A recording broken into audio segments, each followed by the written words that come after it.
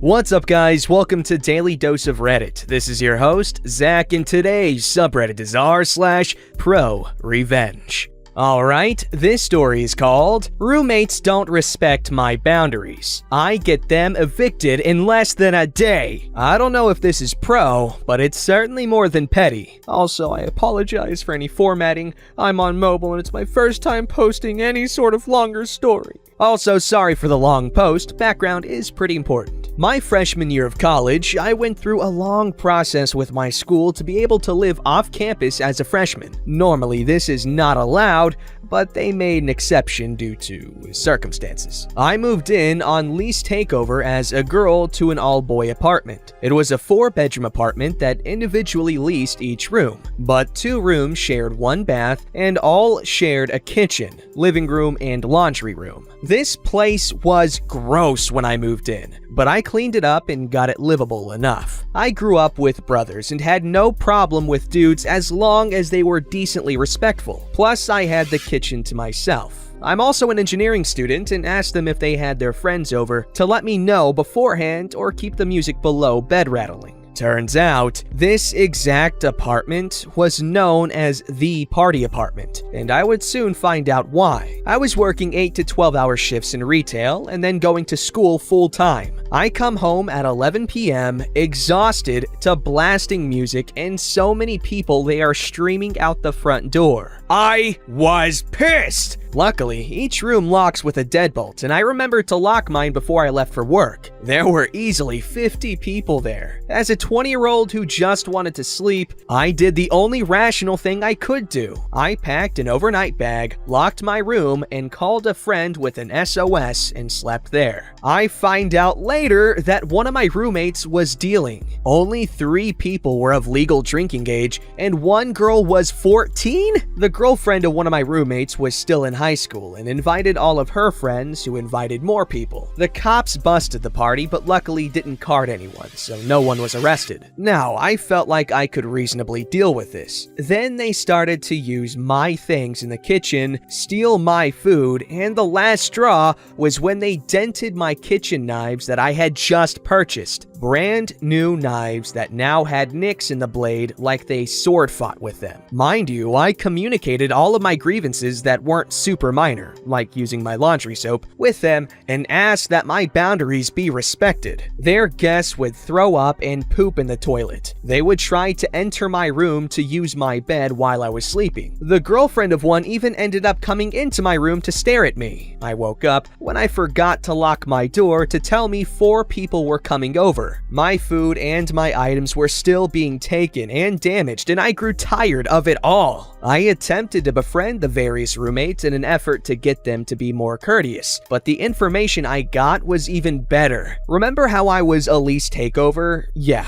our apartment not only required the necessary paperwork, they also required a lease takeover fee. I find out that my roommates are friends of the people on the lease. Their friends upgraded to a different apartment complex and didn't want to pay that fee. My roommates hadn't paid the takeover fee or signed any paperwork putting them on the lease, so the original leaseholder wasn't living there. I keep this information for later. A few weeks pass and the parties are smaller but still happening. Then one day I am discussing painting my room due to the marks on the walls from the previous tenants. Our apartment allowed you to paint if it was 1, approved first, or 2, you painted it back before move out. The maintenance guys were super sweet and let me pick a custom color for my room, a pretty light sky blue. Bought it for me and helped me paint my room. My roommates find out I painted and ask about it, not knowing what would happen later. They didn't paint their room, they spray painted it. Not with any vulgar or even gang symbols, but spray painted it. The parties continued, but now they let their guests sign the walls in various Sharpies. This was the moment I realized was the time.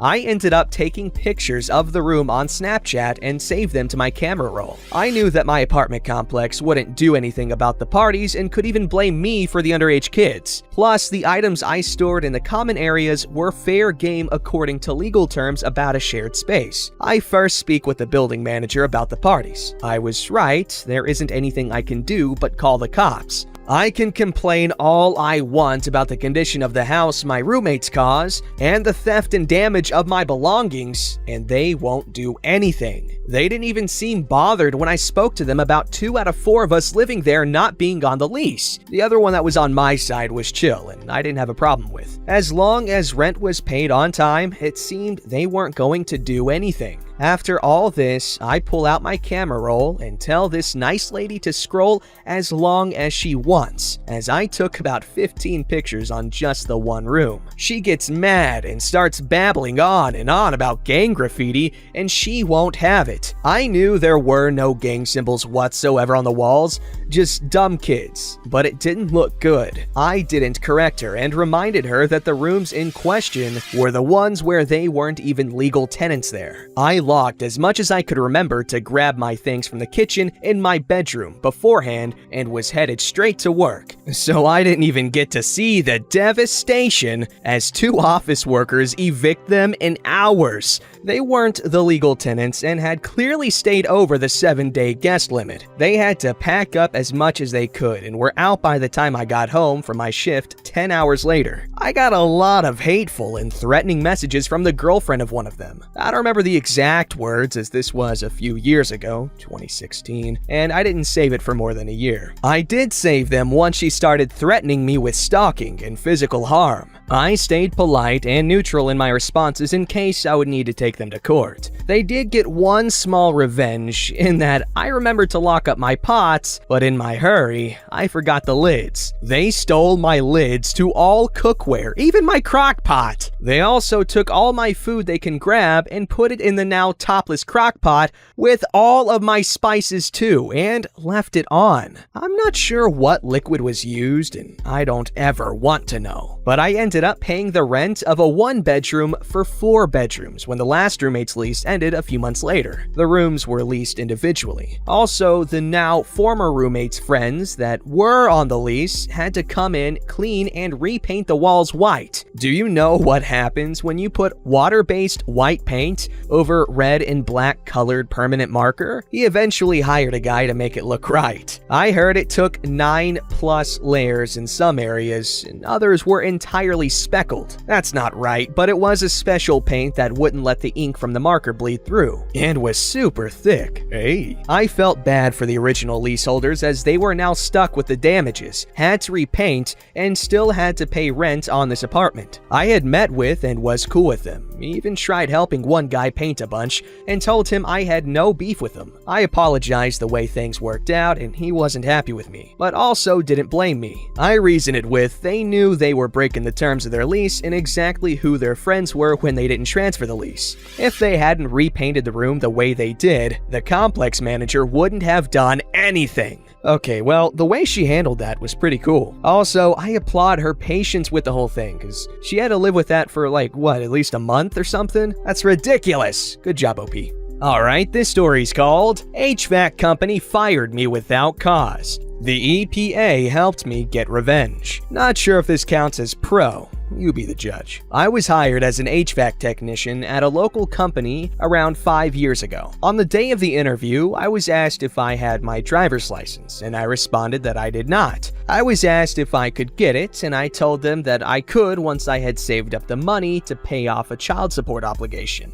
Due to an auto accident, I was unable to work for nearly 2 years, and the child support just piled up. In my state, they can and did revoke my driver's license, but not my state refrigerant license. I was hired anyway and paired with another technician who drove one of the company trucks, and we made a rather good team. However, I began to notice some seriously concerning behavior, but before I get into that, let me explain something. In order to work as an HVAC technician that can transport and handle refrigerants, one must have a refrigerant license. To get this license in my state, I had to attend a community college for 6 months, complete all of the required classes, and then take an exam that is administered by the State Refrigeration Board. Much of this exam requires a thorough knowledge of Environmental Protection Agency guidelines, requirements, and, most importantly, laws. It is illegal to improperly dispose of refrigerant. It must be recovered, reclaimed, and/or recycled. This was something that was drilled into our heads. The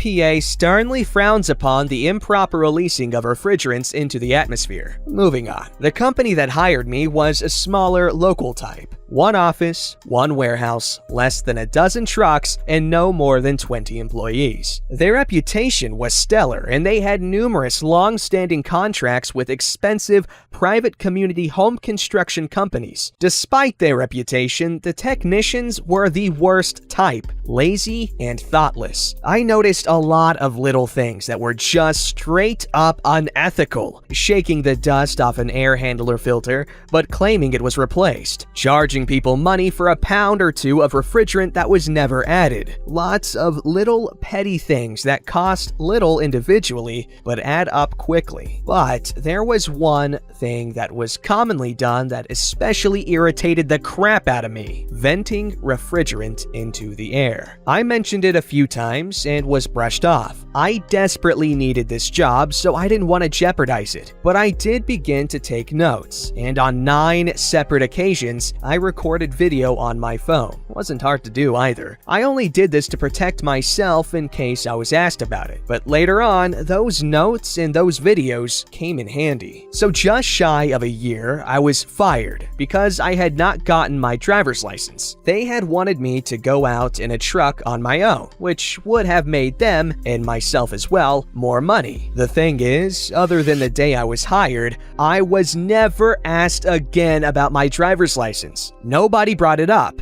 I had been slowly paying my debt off, but had not yet saved up the money to pay all of the fees necessary to get my driver's license back. I tried to file for unemployment and was denied, based on the grounds that the employer said that I failed to acquire a license that was necessary for performing my duties. Here's the good part. The EPA will pay up to $10,000 for evidence of every instance of improperly venting refrigerant into the atmosphere. If you go to your local Walmart and pick up a can of refrigerant for your car's AC, you can actually read the EPA statement on the label. It warns you that you can be punished with fines, imprisonment, or both. You can learn more here.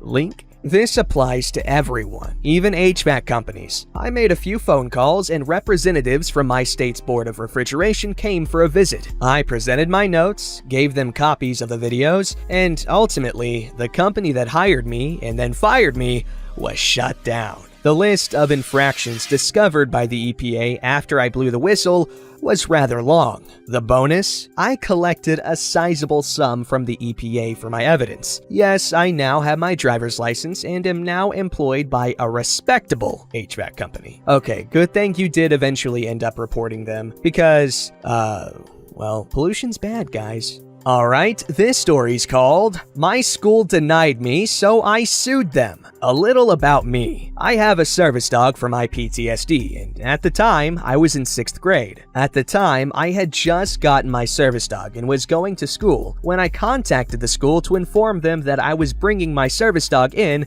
they flat out refused to let my service dog in the school, which, where I live, it is illegal to deny a service animal access to somewhere without a good reason. So for months after that, I continued in that school without my service dog, which was very hard because he would also help me to stop inflicting self-harm. So after the denial, I was constantly bullied because of it, not just by the students, but by the teachers as well. And after one day, after months of this, I snapped from one teacher's comment who said, "I will amount to nothing in life." After that day, I told my parents what was going on, along with most of my class, them saying what the teachers and other students had said behind my back because I needed a service dog. They were furious, and they ended up contacting the Human Rights Tribunal, who took the case, and they sued the school for discrimination. We ended up winning the lawsuit, and now the school is in threat of closing down. I later found out that the teacher that was bullying me the most got fired. In other words, don't mess with a disabled kid. Okay, that school deserves to burn down. I'm very glad it worked out in the end, but that is just horrible. To make someone feel bad about something like that is just, well, it's stupid.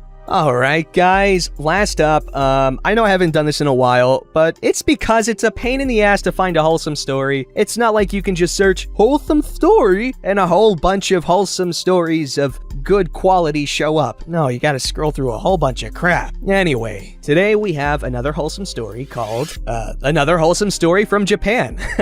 This just happened yesterday. I needed to print some documents for a job interview, so I stopped by a Lawson convenience store along the way. When I got to the copy machine, I saw a senior man standing in front of it and looking pretty lost. The following exchange happened in Japanese. "May I use the machine?" Go ahead. Realizing how lost he was, "Do you need a copy?" Yes. "What do you need to copy?" The man passed me his bank book. I put it inside the copier, taking care not to look at his personal information. I walked him through the steps to make a copy, and I passed him the copied sheet while again taking care not to look at his personal information. Thank you very much. The man leaves as I pull out my own documents to get to business. Then I realized that the transaction wasn't over and I had forgotten to give the man his receipt. I felt a twinge of guilt, but I figured that over a 10 yen copy, he should be fine. This was a situation where I wasn't obligated to help a customer, but I thought it was the right thing to do. In addition to this, I would have been waiting much longer if I went to flag down a staff member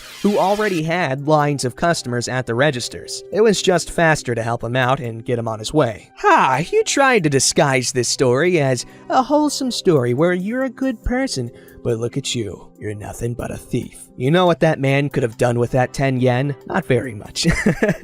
I'm joking, obviously. Good on you for helping someone out when you knew you could. You're a good person. Good job. Don't forget to like, subscribe, and hit that bell to never miss an episode.